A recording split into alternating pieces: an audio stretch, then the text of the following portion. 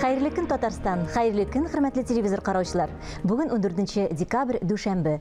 Min Elza Ahmedjanova һәм тапшырыбызның иҗат төркеме шушы минутта безнең белән булган һәрбер тамашачыга матур көн, күтәренке кәеф телибез. Туры эфирда xayrlı gün Татарстан тапшыруы. Танылган артист, режиссер һәм педагог Шамил Бариевның арабыздан киткәненә инде 26 ел гомер узып та киткән. Әгәр дә исән булса, быел аның юбилей елы булыр иде. Бариев Шамил Мәсгуд улы Саба районы Олы Арташ авылында дөньяга килгән. Ленинград театр, музыка һәм кинематография институтын тамамлап, Гляскар Камал исемендәге Татар дәүләт театры белән иҗат юлын бәйләгән кеше. Татарстан Республикасының атказанган артисты, киноактер, режиссер, педагог, Муса Җәлил премиясе лауреаты, күп кырлы шәхес иде. Ул миңа тормыш диңгезендә йөзгәндә сүнмәс, якты маяк булып юл күрсәтеп тора иде. Әтием сайлаган һөнәренә, сәнгатькә тугры калды. Кешеләргә карата мәрхәмәтле, ихтирамлы, гадел булды. Гомере бик кыска булуга карамастан, ул минем күңелемә, йөрәгемә күп нәрсә салырга өлгерде. Үз проблемаларымны читләргә күрсәтмәскә, кешеләр белән елмаеп аралашырга, матур булырга кирәклеген төшендерде. Сәхнәгә дә мине әтием җитәкләп алып чыкты. Ашкынып, ярсып, янып яшәде. Шуңа да карамастан, аның уйналмаган рольләре, әйтә алмаган сүзләре, җырланмаган җыры калды.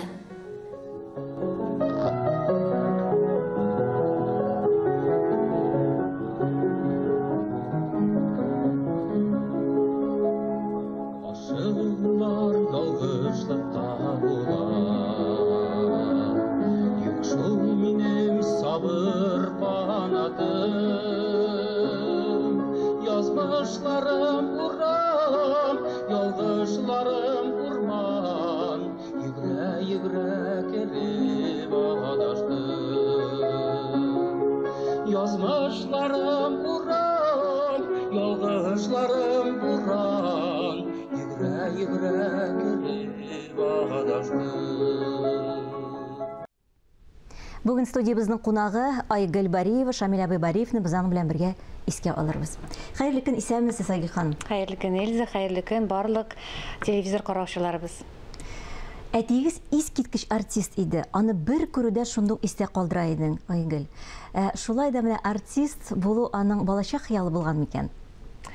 Беләсең, Эльза, аларның нәселендә артистлар гомумән юк иде. Алар әтием гомумән затлы укытучылар нәселеннән, әтисе дә, әнисе дә, әтисе мәктәп директоры иде. Гомумән әтием турында сөйләгәндә, мин аның туган ягын әйтеп китмичә булдыра алмыйм. Алар Саба районыннан, һәм инде менә быел, Аллага шөкер, әтигә 70 яшь тулу уңайыннан без бик матур иттереп, мин теләгәнчә, нәкъ мин уйлаганча әтинең нәкъ туган көнендә 14 ноябрьдә, нәкъ бер ай элек, Сабада, Саба мәдәният йортында бик матур кичә үткәрдек, искә алу кичәсен әтигә багышлап, нәкъ аның туган ягында. Һәм инде шуның хәтле искиткеч матур кичә булды бу. Һәм менә бүгенге көнгә хәтле Сабада әтием турында менә шулай истәлекләрне барлап, аны истә тотып, әти яшәгән авылда аның исеме белән урам бар, Шамил Бариев урамы. Мәктәптә аның исемен йөртә, мәктәптә аның музее бар. Дом культурада шулай аның музее бар. Шуңа күрә менә әтине ничә ел буена менә шулай зурлап, онытмыйча, һәр вакыт искә алып, менә бар якташларына зур рәхмәтемне белдертәсем килә. Һәм чынлап та менә мин әйтер идем, еллар саен кешенең хәтере, тормышы хәтерләгән саен озыная. Кеше күпме яшәүдә түгел, ничек яшәгәнне исбатлый икән үз гомерендә. Әтинең гомере бик кыска булса да, 43 яшендә китсә дә, ләкин аны һаман да искә төшерәләр икән, димәк, аның тормышы юкка узмаган. Әти әнисаны сәхнәдә күреп калгандыр бит инде, шулай бит. Алар нинди бәя биргәннәр микән? Яратып караганнар микән? Әтисе кызганычка юк, әтиләре шулай ук бик иртә китеп барды, 50 яшендә, әти ул вакытта бик кечкенә иде, дәвәтиебез бик иртә китеп барды. Дәвәни әлбәттә күреп калды, Аллага шөкер. Һәм инде бөтен алар 4 бер туган, һәм инде менә бөтенесе һәрвакыт горурланып, әти гомумән ул бик ачык кеше иде. Һәрбер табын, һәрбер мәҗлес аннан башка үтмидер. Ул артист булса да, ул әле бик күп кырлы шәхес булды. Ул педагог да, радиода да алып барады тапшырулар, телевидениедә дә тапшырулар алып барадыр. Әле ул бит әле тамада да булып, ул вакытта әле ул башланып кына киткән шыр менә тамадалар әле вообще санаулы гына иде. Ул туйлар алып барадыр. Туй вакытында аның бер фишкасы бар иде, ул никах яңартадыр. Ул мулла булып, дугалар укып, кешегә никахны яңартады. Тоже бер фишка бар иде, шуның өчен Шамил Бариевны бик еш чакырадылар, нәкъ менә туйларны алып барга. Шуңа күрә әйтәм бит, әтинең аны шуны хәтле күп кырлы талант, иҗат шундый күп кырлы иде, һәм ул мин аның бер дә тик утырганын хәтерләмим. Менә ул я кайтып керәдер, ашарга гына. Тиз генә капкалыйдыр, бит уйлап карагыз, элек машина юк иде, телефон заманасы түгел, интернет заманасы түгел. Кая булса да барып җитәр өчен шалтыратып та булмыймы? Бары тик шул троллейбус белән, автобус белән җиридериләр. Шуңа күрә менә ничек өлгергәндер, ләкин менә ул янып, ашыгып яшәде һәм кыска гомер булса да күпме эш өлгергә эшләп калды менә. Бер әңгәмәдә сез булай дип әйтәсез, әтием ни өчендер күбрәк тискәре рольләр башкарадыр. Шулай тапшырганнар инде аңа, шулай бит. Менә бездә бер бик матур роль аның саклана безнең телевидениедә. Әйдәгез бергәләп шуны карап китик, аннан соң сөйләшүебезне дәвам итәрбез. Мин аңлыйм. Сезгә андый тәкъдимнәрне ясаучылар бик күп булгандыр. Сезнең кебек гүзәл кыздан гүзәл кыз белән башкача булу мөмкин дә түгел. Siz artırasız Gali Efendi. Meni kızarırga mecbur itəsiz. Belki benim özüme de keskinirek, kıyıvraq bulurga kerek bulgandır. Şol günü sizne tansağa şakırga kerek bulgandır. Siz ne söyleysiz Gali Efendi? Bütündey tanış bulmagan kişi bilen tansağa bu. Mümkün mü? Ey. Men bit unutup jibergenmin. Müslüman kızlarına yigitler bilen ışıraşıga yaramaganin istel çıgarganmın. Şuna meni anda көріп sizge gajap tuyuldымы? Kirisinçe, өзен Rus kızları kebegi irekli tutabilgen Tatar kızın көру миңа бик көңілі тәсир етті.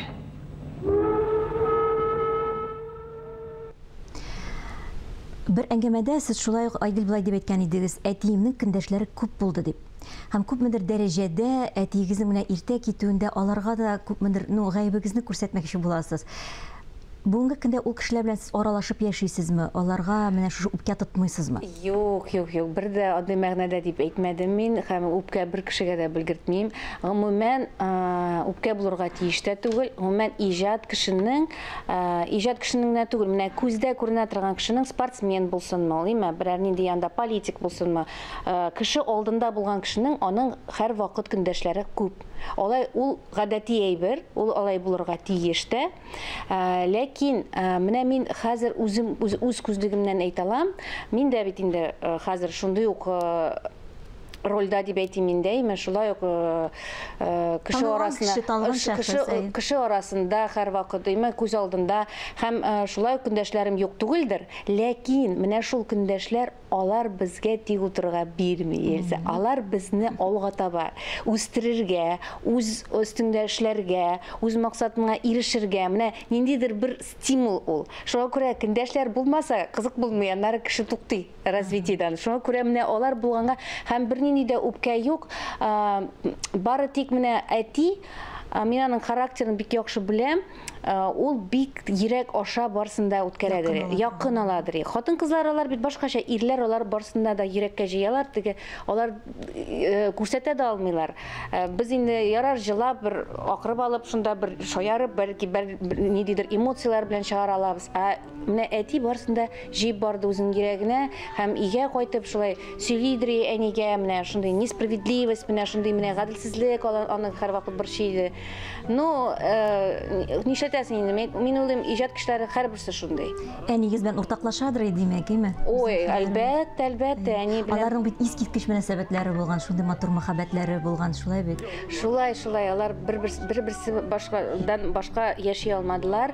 Хәтта әти бүтән җирдә гастрольләргә әтине үзе белән алып барадыр, мине дә өстерәп.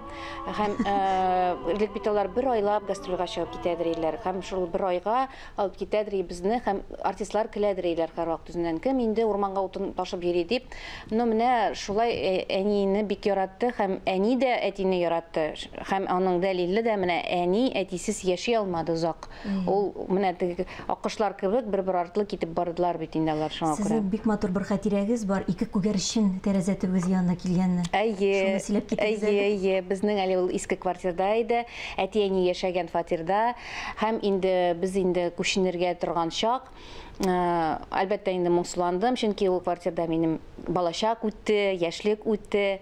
Һәм инде соңгы көн без инде әйберләрне җыйнап бетердек, все китәргә дип торабыз. Һәм кинәт безнең кухня ягында тәрәзә төбенә менә карнизга ике күгәрчен килеп утыра. Һәм берсе ата, берсе ана. Һәм күренеп тора бит, аталар шундый таза була бит, шундый ни, ана шундый кечерәк инде шундый. Һәм утыралар, гыр киләләр. Балкон ягыннан чыгып, иптәшем әйтәм, Ленар, кара әле әйтәм. Бик зак утырдылар. Шуна без менә моннан бездән дә шыпыртына чыгып, аларга карап. Ул вакытта кызганыч шундый телефоннар да булмаган бит, төшереп калдырган. Ну менә мин уйлыйм инде, мөгаен шулай булгандыр, әти-әнинең җаны килгәндер, саулашы, мөгъҗиза. Һәм Эльза ул гына түгел, менә яңа квартирага күчкәч, минем туган көндә ел сайын аны балалар да менә бик һәрвакыт шундый шаккатып сөйлиләр. Туган көнемдә балкон тәрәзәсен ачсам, һәрвакыт берәр күбәләк булсынмы, берәр нәрсә ишеп керә. Фатирга менә шул әйләнеп чыга да кире ишеп китә. Ниндидер менә барыбер бәйләнеш бар. Ул бит сезне яратып гөлләрем дип дәшә торган булган, хатлар язганда да шулай матур итеп, берничә ел элек чыккан китабыгызда шушы хатлар бастырылган.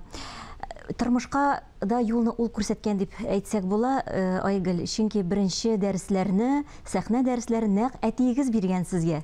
Биргән, ләкин үзе бик каты каршы килгән. Ул минем артист булуыма бик тә каршы килгән.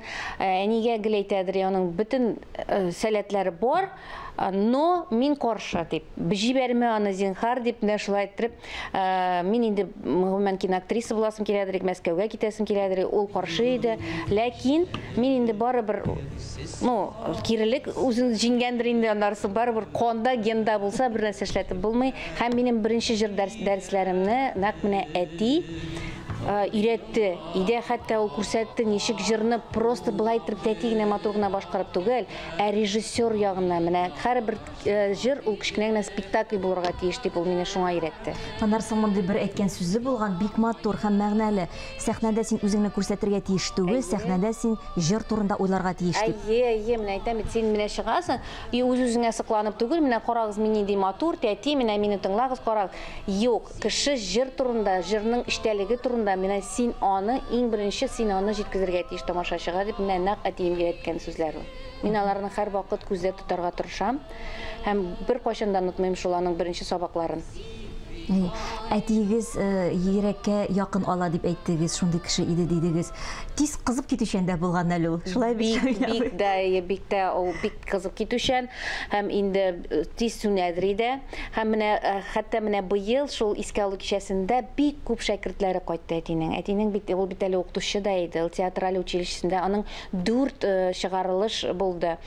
Һәм соңгы чыгарылыш уже институт культурада беренче генә ачылган театраль факультет иде анда һәм иң беренче улаларны укытып бетерә алмадык соңышка каршы. Һәм инде менә алар бөтенесе шундый матур истәлекләр белән бу юлы бөтенесе кайттылар. Аллага шөкер, бөтенесенә бик зур рәхмәт. Алар арасында бик күп кенә танылган шәхесләребез бар. Хания апа Фәрхидә, менә кемнәр белми, әтинең укучысы, Резидә Тухватул, Ләйсән Махмутов, Инсаф Абдулла. Алар бихисап барса танылган кешеләр, кемнедер атамасам гафу итәрсез. Хәзер алар Чаллы театрында, Әлмәт театрларында эшлиләр, Минзәлә театрларында. То есть алар таралган Татарстан буена. И алар һәр вакыт менә бу кичәдә дә искә төшерләр. Әтине менә ничек дәресләр алып барадыр. Эй, кызып китеп, менә шулай сикереп ала да дип, менә шулай эшләргә кирәк дип. Аннары соң менә Ләйсән Махмутов бик тоже кызыклы хатирә сөйләде бу юлы. Менә ди, берәр нәрсә шамаса, ул кычкырмыйдыр, значит, нитмидер. Менә дөрес эшләмәсәк, күзлек белән йөридер бит инде әти. Былай иттереп мыек астыннан гына күзлеген төшерәдер иде, һәм без аңлыйдырык. Аха, нәрсәдер дөрес эшләмибез дә. То есть менә шундый ниндидер ниләр булды дип, менә шундый матур истәлекләр бу юлы барладылар студентлар, һәм барысына да шәкертләренә бик зур рәхмәт әйтәсем килә. Ерак араларны якын итеп килделәр бит шул кичәгә махсус. Менә вот менә это дорогого стоит, беләсезме, менә ул бит аның укучылары, балалары кебек, уларны бик яратты. Һәм алар да бүгенге көнгә хәтле аны икенче әти буларак искә алалар. Бу искиткеч. Бүгенге көндә инде сезнең улыгыз аның эшен дәвам итә дип әйтәсебез килә. Менә шулай булып чыкты шул Эльза, үзебез дә көтмәгәндә, уйламаганда, менә әти ничек каршы килде миңа, мин дә нәкъ шулай кичкенәдән каршы килдем балаларымның артист булуына. Ләкин менә геннар барыбер үзенекен итә, һәм буыннар аркылы бәйләнеш тагы да ныграк була диләр. Һәм улым бигрәк тә инде әтинең юлын сайлап, артист юлыннан китәргә булды. Һәм бүгенге көндә Аллага шөкер, ул Мәскәүдә ГИТИСта укый, актерлык остазлыгына. Менә карарбыз инде тормыш Аллага тапшырдык. Үзе сайлаган юл, үзе бик яратып укый. Һәм монда инде мин бар бик уңышлар теләп, барлык хыяллары тормышка ашсын. Безнең вакытыбыз бик кыска. Айгөл, сезнең белән сөйләшеп утырасы да килә. Сезнең башкаруда җыр да тыңлыйсыбыз килә. Менә әгәр дә вакытыбыз калган булса, без аны тыңлап китик. Инде бүгенге көнегезне безнең белән башлаганыгыз өчен бик зур рәхмәт сезгә. Мин дә сезгә рәхмәт әйтәм. Менә беләсезме, гафу итегез, бүлдем, но ләкин менә бүгенге көнгә хәтле әтиемне шулай искә алып, һәр вакыт даими рәвештә тапшырулар эшләп, күрсәтәсез, саклыйсыз фондта. Менә шуның өчен сезгә бихисап күп рәхмәт әйтәсем килә. Рәхмәт яусын. Көнегез матур үтсен. Вә бүгенгә менә шулар. Мин Эльза Әхмәтҗанова сезнең белән сау булашам. Исән-имин булыгыз.